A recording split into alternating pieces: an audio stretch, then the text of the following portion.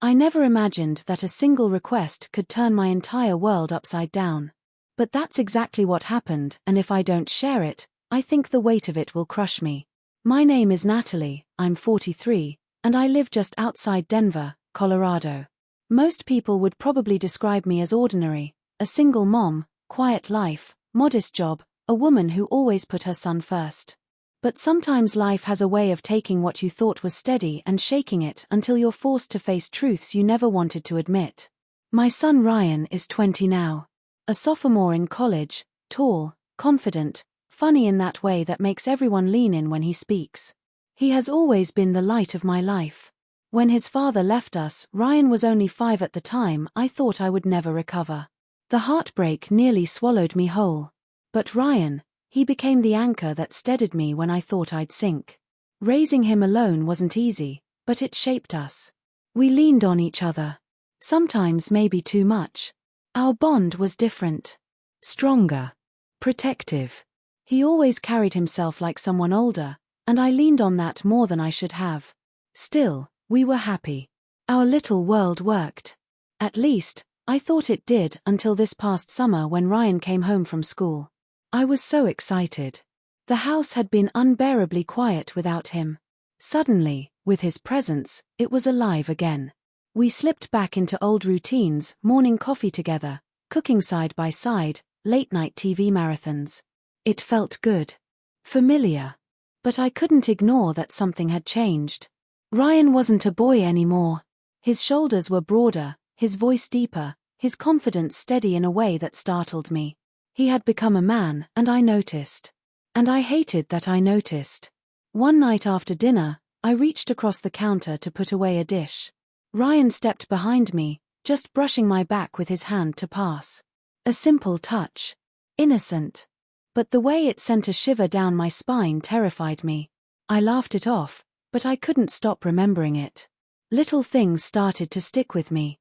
The way his hand lingered on my shoulder just a second too long. The warmth of his presence when he sat beside me on the couch. His compliments that seemed casual but always carried weight. "You look nice today, Mom." I found myself looking forward to those words. I'd choose a prettier sweater for dinner. Add a touch of lipstick before sitting down with him. Not because I wanted to impress him, at least, that's what I told myself. The truth was, I wanted to feel seen. It had been years since I'd dated. Years since I'd been touched in a way that reminded me I was more than just someone's mom. Maybe I was just lonely, I thought. Maybe I was reading too much into it. But then came the storm. A rare summer thunderstorm rolled across Denver one night after a movie. The lights went out. I lit a few candles, and Ryan grabbed a blanket. We sat on the couch together, shoulders pressed close, the rain pounding on the roof above. He wrapped the blanket around us both, his arm settling naturally behind me. "Are you okay?" he asked softly. I nodded, though my throat felt tight. "Mom," he said again, his voice deeper, more serious this time. "You know you can talk to me about anything, right?" I smiled weakly and said, "Of course. I always have." But the way he looked at me in the candlelight, steady, unreadable, made my heart race in a way I couldn't explain. When the lights flicked back on, we didn't mention it. But something had shifted. Days later, while folding laundry, I picked up one of Ryan's hoodies. I lifted it to my face, breathing in the faint scent of his cologne. And I started to cry. Not because of guilt. Not even because of confusion. But because I realized how much I missed being loved. I missed being cared for. I had poured every ounce of myself into raising him, and in the process, I had forgotten to leave anything for me.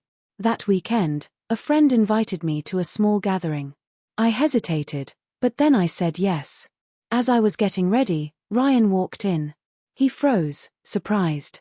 "You look amazing, Mom," he said, his eyes lingering longer than they should have. "It's nothing big, just something casual," I replied, trying to brush it off. But his smile, soft and proud, sent warmth through me I couldn't deny. "Whoever gets to take you out tonight is lucky," he added. I carried those words with me the entire evening. The gathering was fine, but I felt disconnected, restless. I left early, only to find Ryan still awake when I returned. "Bad night," he asked. Not really my scene, I admitted. Well, I'm glad you're home, he said, handing me a cup of tea. We sat quietly, his head resting lightly against mine. Such a small gesture, but my heart ached with the weight of it. Not because anything was wrong, but because I finally understood what was missing in me. The next morning, I knew I had to speak. I sat Ryan down, heart pounding, and told him the truth. I love you so much. You've been my rock. But I think I've leaned on you emotionally more than I should. I've been lonely, and I forgot how to be a person outside of being your mom. Ryan's eyes softened. He reached for my hand. Mom. I felt that too. I just didn't know how to bring it up. I didn't want to lose what we have. We both cried, not from shame, but from relief. We had faced something fragile, something so real it almost broke us. And instead of letting it destroy us, we promised to grow.